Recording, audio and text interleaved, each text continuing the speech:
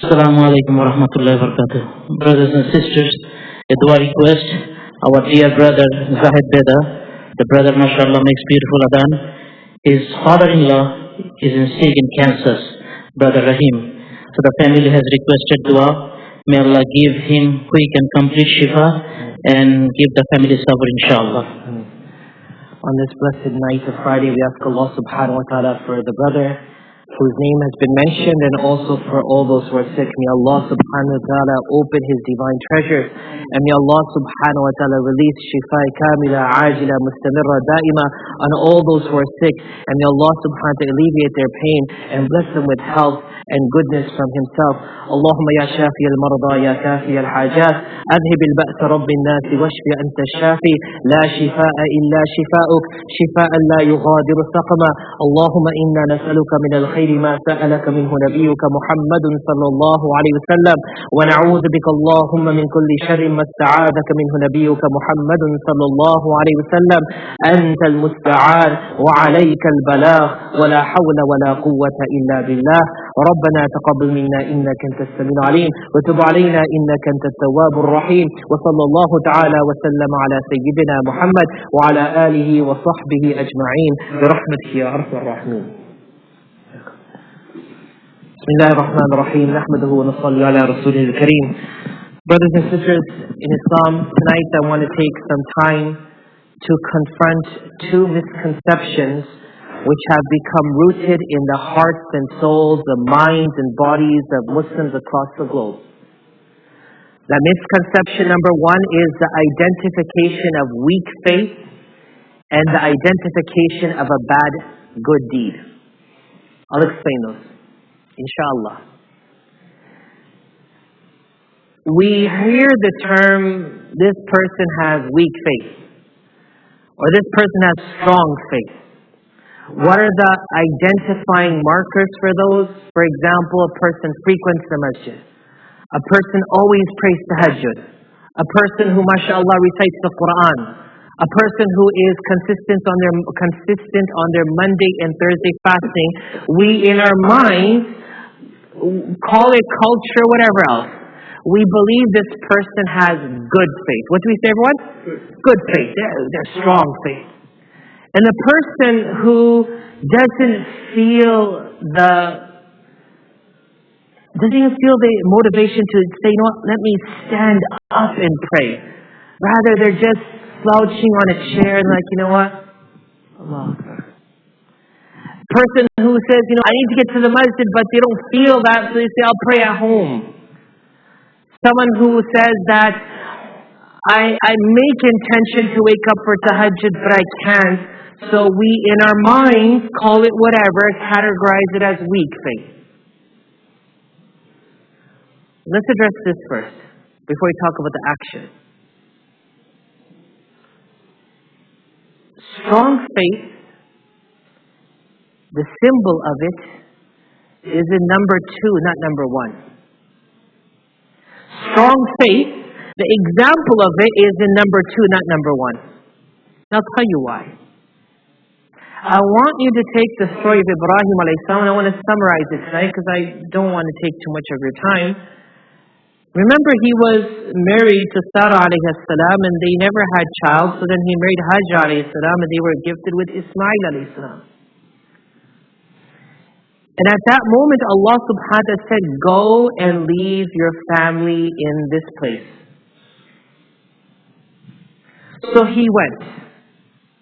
You could say he went dragging his feet, because this went contrary to everything that he wished for. He wanted the child. He wanted a family. He wanted that life. And Allah is saying, take him to that valley. And that was a valley of Bakka.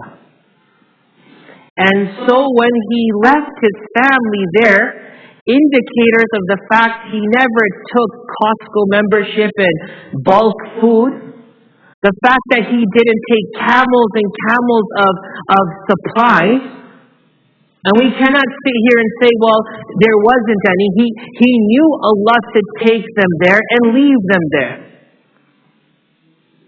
But the fact that he took whatever he could and he went forward like he was dragging his feet was because he knew it's at this point, the pinnacle of Allah's test, that you are feeling like you can't do it, but you just about do it. The person who just about prays, even if they're sitting down, compared to the person who wakes up 45 minutes from their house and does wudu, wears clothes, comes to the masjid and is waiting for the adhan to be called. I'm not saying that person is weak in faith, and I'm not saying this person is the only one who's strong in faith. I'm saying we need to redefine what means faith. Now I'll tell you why. Because Ibrahim alayhi salam gets there. He leaves his family and he leaves the camel. He turns around and his wife is saying, "What are you doing? Where are you going? Why are you leaving us here?" She asked, "Did Allah say this?" And he just nodded in the affirmative. And she then said, "Allah will not waste us. Allah will not destroy us." He couldn't even come face to face with his family on this one. Because Allah's command was so strong at that moment, it tested his physical, mental, spiritual state.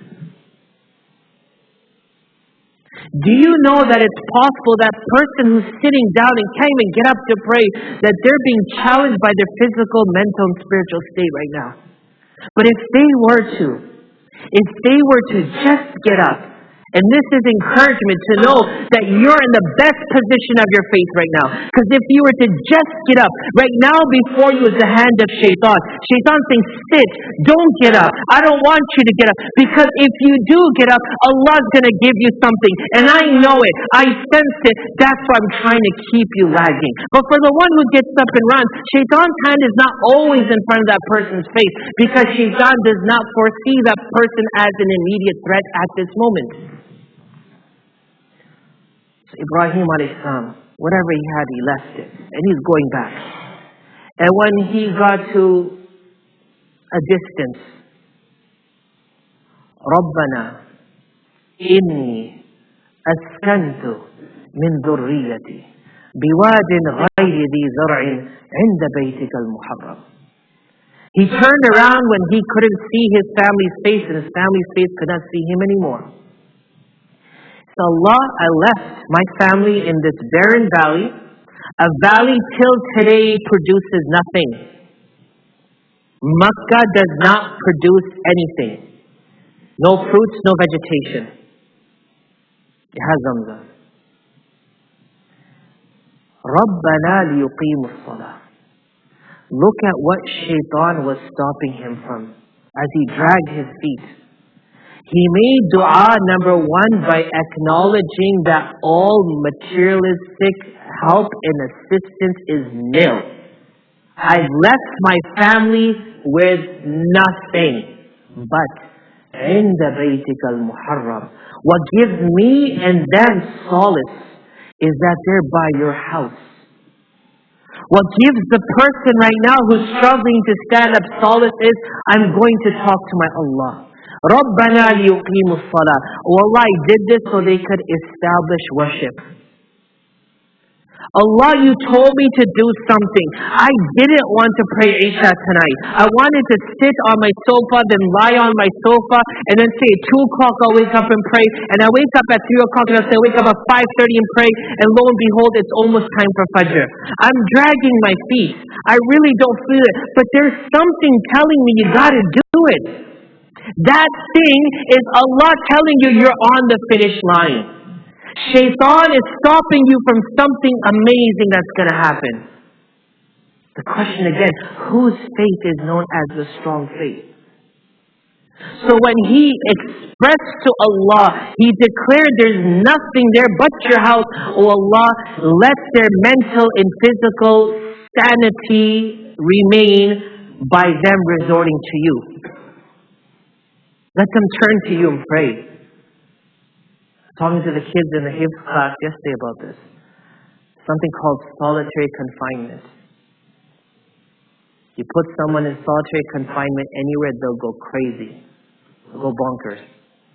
Those first, sleep, wake up, sleep, walk around, start writing on the wall, start talking to himself. believing that they're talking to someone else, and start fighting with someone else when they're only themselves. Hajar alayhi salam would have went crazy. رَبَّنَا لِيُقِيمُوا الصَّلَاةِ Oh Allah, the solace that I should have obtained by making this trek and dropping my family, give them the solace first. And then, make the hearts of people come to them. أَفْئِدَةً مِّنَ النَّاسِ تَهْوِي إِلَيْهِمْ Make humans' hearts, the hearts of humanity, incline towards them with mercy. وَارْزُقْهُمْ مِنَ الثَّمَرَاتِ This dua, brothers and sisters, is the most powerful dua of Ibrahim alayhi salam that till today is playing out. Zamzam water did not come merely because Hajar alayhi salam was running. It didn't come merely because Ismail alayhi salam was crying. It didn't come merely because the supplies that they had a little bit finished. It came because of this dua. Oh Allah, bring the hearts. How will Allah bring the hearts to a place that there is no one and there is nothing? Allah brought water. With water He brought animals. With animals He brought people. With people He brought a development. With development He made a community. With community He made trade. وَارْزُقْهُمْ مِنَ الثَّمَرَاتِ That land that has nothing, bring to it all the fruits. And subhanallah, till today you go to Makkah, there is not an item of food, but it is accessible from the global market. It's accessible in Makkah Mukarramah. Subhanallah.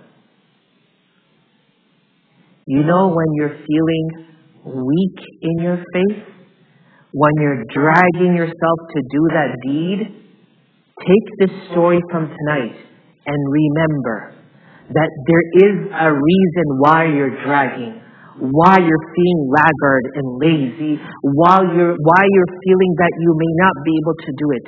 Is because Allah has strengthened your faith so strong that it's that one step you have to make. It's that one dua that you have to make that can change the course for you and for the world. So who is weak in faith and who is strong in faith? The one who is strong in faith is the one, regardless of their personal situation, does not give up on Allah, even if they're holding on to Allah by a thread. And maybe the one who then holds on to the thread will get to the rope. And when they get to the rope, they'll become like the one that we know to be strong in faith. So the last point, what is a strong deed and what is a weak deed? A strong deed in our eyes is something that we put a lot of energy, time, and effort towards it to show that we've perfected it. I want you to broaden that spectrum tonight. And remember the dua of Ibrahim alayhi salam that was not pre-planned. It was not pre-written.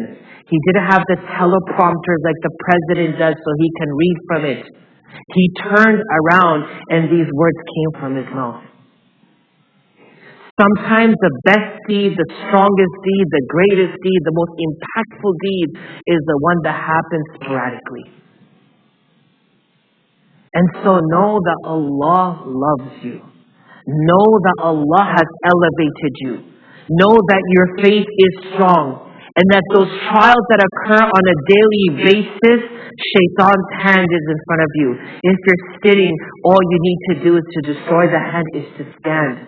If you can't even raise those hands and make dua, make sure you don't close your eyes or turn your face, but you say, "Oh Allah."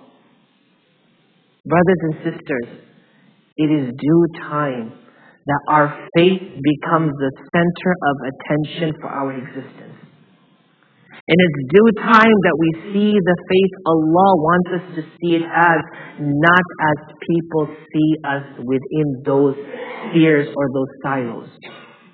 May Allah subhanahu wa ta'ala continue to strengthen all of our faith and to continue to strengthen all of our resolve and continue to give us that little bit of encouragement to believe that we are so close and that we are not far, that we are in the in the area and scope of Allah's acceptance, not in the area and scope of His punishment. May Allah make all the deeds we do, the ones we plan and the ones we don't plan, the ones we set out to do and the ones that happen sitting in our home. May Allah make them the most beloved deeds in His eyes. Ameen ya Rabbil Alameen. Jazakumullah khairan for all of your time, and I apologize for taking so much of your time. May Allah subhanahu wa ta'ala give us all tawfiq. Ameen ya Rabbil Alameen. Assalamu alaikum wa rahmatullahi wa barakatuh.